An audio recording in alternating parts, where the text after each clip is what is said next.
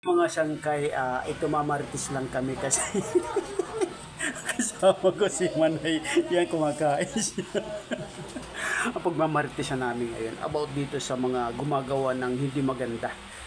Kumbaga tinatawag na scam, di ba? Marami tayong mga kaibigan na magandang hangarin nila pero gumagawa pala sila ng na hindi maganda. Sana itong aming pag-uusapan si Manay,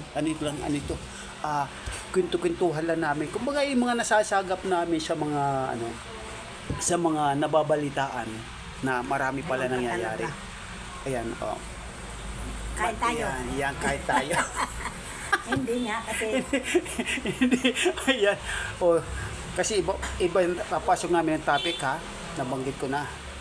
Pag tayo tumulong sa kapwa, kailangan bukal sa kalooban natin.